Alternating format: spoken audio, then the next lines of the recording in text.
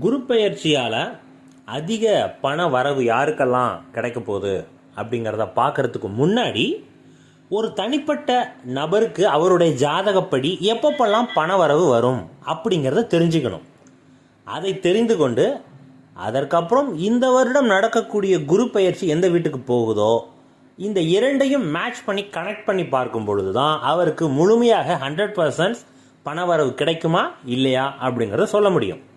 இப்போ ஒரு தனிநபர் ஜாதகத்தில் எந்த வீடுகள்லாம் எந்த கிரகமெல்லாம் பணவரவை குறிக்குது அப்படின்னா 2ஆம் இடம், 2ஆம் பாவக அதிபதி குரு, இந்த 3 ஃபேக்டர்ஸ் தான் ரொம்ப ரொம்ப இம்பார்ட்டன்ட். இப்போ இந்த 3 ஃபேக்டர்ஸினுடைய தொடர்பு பெற்ற கிரகங்களினுடைய தசாபுத்தி அந்தரம் உங்களுக்கு போய்கொண்டிருந்துச்சுன்னா அப்பப்பெல்லாம் உங்களுக்கு உங்கள் ஜாதகப்படி அந்தந்த காலகட்டம் எந்த வருடமாக இருந்தாலும் சரி அந்தந்த காலகட்டமெல்லாம் பணவரவு உண்டு. சரி, இது இந்த வருடம் குரு பெயர்ச்சிக்கு நம்ம கனெக்ட் பண்ணி பார்க்கணும். அப்போ இந்த வருடம் குரு பெயர்ச்சி எங்கே போகுதுன்னு பாருங்கள். இப்போ ரிஷபத்துலேருந்து மிதுனத்துக்கு போயிடுது. இப்போ மிதுனத்தில் வந்த குரு எங்கெங்கெல்லாம் பார்க்குது? தனது 5, 7, 9ஆம் பார்வையாக துலாம், தனுசு, கும்பம். இப்போ இந்த 3 வீடுகளை பார்ப்பது குரு மிதுனத்தில் இருந்துக்கிட்டு. இது எந்த லக்னத்திற்கு 2ஆம் வீடுகளாக வருது அப்படின்னு பார்த்தீங்கன்னா ரிஷபம், கன்னி, விருச்சகம், மகரம்.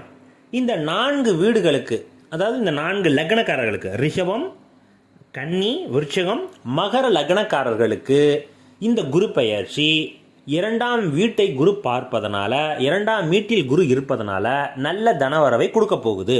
இப்போ ரெண்டுத்தையும் கனெக்ட் பண்ணியாச்சு. இது மட்டும் பணவரவை கொடுத்துருமா? அப்போ எப்போ கொடுக்க போகுது? தசாபுத்தி வரணும். இது தொடர்பான தசாபுத்தி வரணும். அப்போ எப்படி போகணும்? ரிஷப லக்னக்காரர்களுக்கெல்லாம் புதனுடைய தசாபுத்தி போனிச்சா 100% தனலாபம். கன்னி லக்னக்காரர்களுக்கெல்லாம் சுக்கிரனுடைய தசாபுத்தி போனிச்சா சூப்பர்.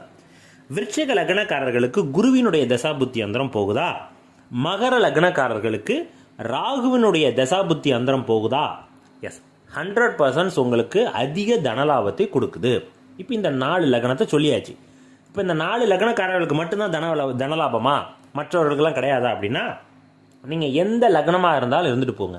ஆனால் 2ஆம் பாவகாதிபதினு ஒன்று இருக்கும் பார்த்தீங்களா, அந்த தசாபுத்தி இப்போ எனக்கு போயிட்டு இருக்கு சார். ஆனால் எந்த வீடுகளில் இருக்கணும்? இந்த மிதுனம், துலாம், தனுசு, கும்பம், இந்த 4 வீடுகளில் உங்களுக்கு இப்போ ஜாதகப்படி 2ஆம் பாவக அதிபதியினுடைய தசாபுத்தி ரன் ஆகிட்டு இருந்துச்சுனாலும் நீங்கள் எந்த லக்னமாக வேணால் இருந்துட்டு போங்க, 100% தன லாபம் உண்டு.